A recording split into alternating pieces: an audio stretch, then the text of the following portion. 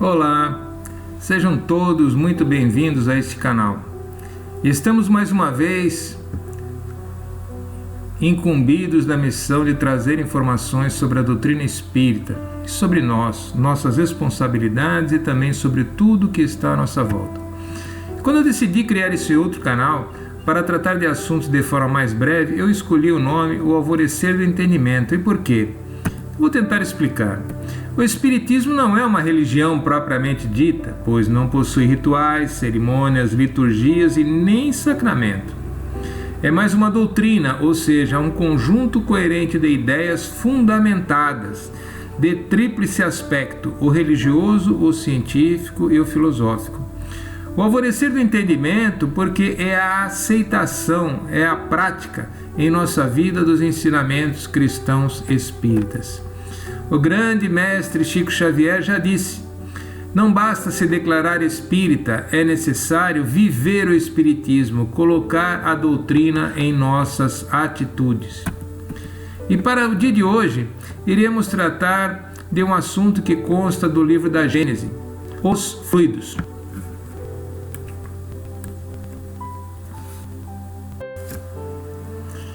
E quando os apóstolos perguntaram a Jesus por que falava por parábolas, ele disse: fala-lhes por parábolas porque vendo não veem, e ouvindo não escutam, e não compreendem.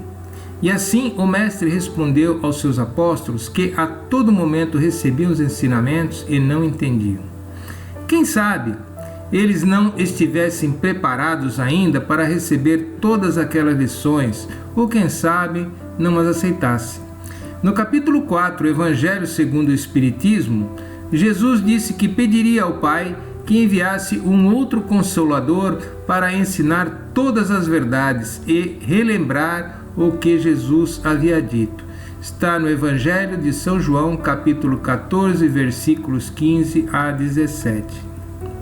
Pois bem, nós que temos o Espiritismo como nossa doutrina, sabemos que o Consolador foram os livros da codificação espírita, que nos foram deixados através de Allan Kardec. Novas verdades foram trazidas e dentre elas algumas informações sobre a criação, e é exatamente sobre este assunto que iremos tratar neste vídeo. Entretanto, que ninguém espere histórias de criaturas fantásticas que fazem coisas sobrenaturais. A maioria das religiões inventaram em seus primórdios verdadeiras fábulas sobre a criação do universo, fábulas estas que são mantidas até os dias atuais. Como nas religiões, considera-se um ato gravíssimo de desrespeito questionar as verdades absolutas, mentiras que são mantidas inalteradas até os dias atuais. É muito parecido com aquela criança que pergunta à mãe como eu nasci, e a mãe, assustada e despreparada para o assunto, responde que ela, a mãe, encomendou a criança ao Papai do Céu e a cegonha que trouxe a criança até a nossa casa. Não é o nosso propósito questionar outras religiões. Acontece que muitos de nós fomos e ainda somos influenciados, queiram ou não, por estas crenças que dominam o nosso planeta. Entretanto, o tempo vem nos trazendo a verdade, aos poucos, e a história da cegonha vai perder o seu valor, porque aquela criança já está adulta e entende que a cegonha não existe, mas não existe uma fábrica de crianças. Então, dando continuidade, estou mostrando aqui o índice do livro da Gênese que nós vamos tratar, né? Tem 2 capítulos muito interessantes para aqueles que buscam um pouco mais de verdade nas suas crenças, né? São os caracteres dos milagres. Os milagres no sentido teológico, e logo abaixo, capítulo 14, é o que nós vamos falar agora, sobre os fluidos, natureza, propriedade dos fluidos, enfim. Vamos explorar esta parte, né? E o que são fluidos? Capítulo 14 da Gênese. É o fluido cósmico universal, é a matéria elementar do universo. e ela possui dois estados possíveis: o de eterização, que é o estado primitivo ou elementar, e o de materialização, que é derivado do primeiro. Tudo que existe no universo é criado através de modificações e transformações sucessivas no fluido cósmico universal. Contudo, essas transformações não se passam bruscamente, sendo necessário muito tempo para que tais transformações aconteçam. Os elementos materiais tangíveis são de alçada da ciência e os elementos imateriais são de alçada do espiritismo. Esses dois vídeos curtos que nós mostramos, eles são para ilustrar aquilo que nós vamos assistir e escutar a partir de agora. Em 1929, o astrônomo Edwin Hubble, através de um potente telescópio que tudo se podia ver no universo, estava se afastando uma das outras, ou seja, estava tudo indo para mais longe. E assim foi que o padre Georges Lemaitre, a partir das observações do Hubble e usando a teoria de Albert Einstein, elaborou a teoria do Big Bang, segundo a qual o universo teve seu início a partir de um único átomo que causou uma grande explosão. E em 1929, a teoria do padre Lemaitre pôde ser confirmada através das observações do astrônomo Edwin Hubble. E toda a matéria do universo ela foi formada a partir de colisões entre a matéria primordial do universo, que no caso a ciência detectou que é o hidrogênio. Um calor altíssimo, atração de corpos e pressão demasiada provocam explosões nas estrelas, e estas explosões são formados todos os elementos que existem no universo, dentre eles ferro, oxigênio, enxofre, todos os elementos que nós conhecemos atualmente. Ou seja, tudo que está nos planetas, em todos os lugares onde existe matéria, essa matéria foi convertida a partir do elemento universal do universo, do elemento fundamental do universo.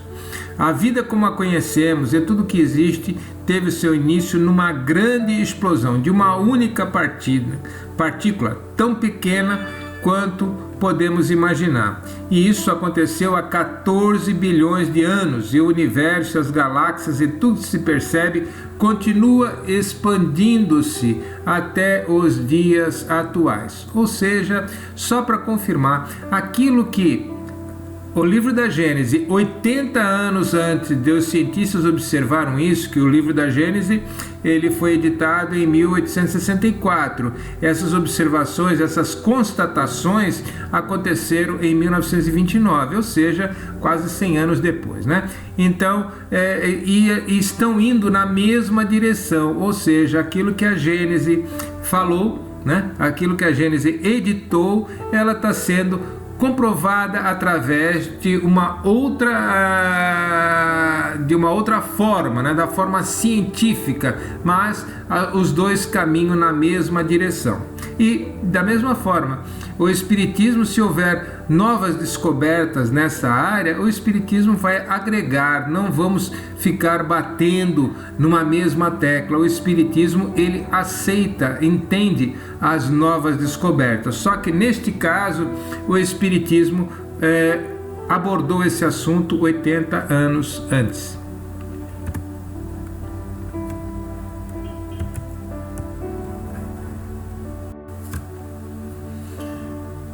Fluido cósmico universal é um fluido etéreo que enche o espaço e penetra os corpos. Esse fluido é o éter, ou matéria cósmica primitiva, geradora de todos os mundos e todos os seres.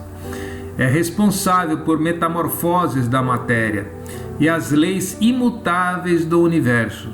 São tais como a gravidade, a coesão, a afinidade, a atração, magnetismo, eletricidade ativa. Os movimentos vibratórios conhecidos pelos nomes de som, luz, calor e etc. Em outros mundos apresentam-se de forma diversa, tal que na Terra somos incapazes de compreender. Aquilo que nos foi dado a conhecer através da Gênese explica e coincide, coincide com alguns achados, algumas constatações científicas, ou seja, que tudo que existe no universo, ele partiu de um único elemento, que é o hidrogênio. No caso, para nós, o hidrogênio se chama fluido cósmico universal. Vamos pensar desta forma, mas totalmente coincidente. Os materiais, todos os materiais, que aqui nós estamos falando que são metamorfoses, sim, metamorfoses, criadas através do quê? Da lei da atração, da gravidade, explosões violentíssimas nas estrelas, nas supernovas, que criam os elementos de matéria, tais como ferro, tais como enxofre, tais como oxigênio, tais como carbono, são elementos que são criados a partir de explosões nas estrelas, foram criados, tudo que se conhece, que o homem conhece através de algumas observações, ele supõe e sustenta aquilo que foi escrito no livro da Gênese, supõe que todas as coisas que existem partiram através de um único elemento.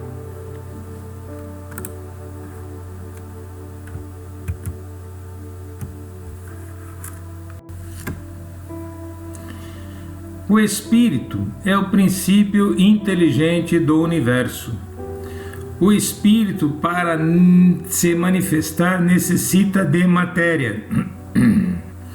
O Espírito, de acordo com a sua elevação, manipula o fluido cósmico, modificando-o de acordo com a sua vontade, dando-lhe a forma que necessitar. E a matéria, hein? A matéria é tudo que existe no universo, visível ou não, mensurável ou não. A matéria existe em muitos estados e a maioria desses desconhecidos por nós humanos. Deriva-se de um único elemento ou o fluido cósmico universal. Livro dos Espíritos, questão número 30. E o princípio vital, o que é o princípio vital? É a força motriz dos corpos orgânicos. Origina-se do fluido cósmico universal também. Livro dos Espíritos, questão 65. E o perispírito? O que seria o perispírito? É o laço que prende o espírito à matéria.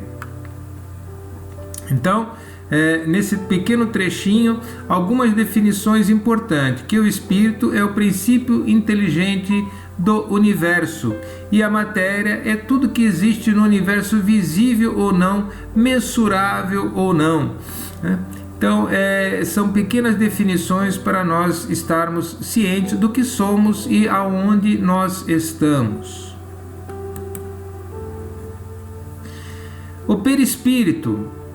O perispírito retira material para formar, o espírito retira o material para formar o perispírito a partir do fluido universal de cada globo, razão porque não é idêntico em todos os mundos. Passando de um mundo para outro, o espírito muda o envoltório, como mudais de roupa. Livro dos Espíritos, questão número 94. Este invólucro semimaterial tem a forma que o espírito desejar. Muitas vezes, ou em sonho ou em vigília, pode assumir a forma visível e até mesmo palpável.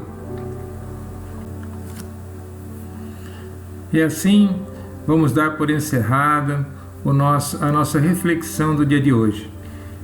Vamos mentalizar Jesus em nossos corações e que todos fiquem com Deus. Graças a Deus, graças a Jesus. Este vídeo vai ter uma continuação nos dias seguintes.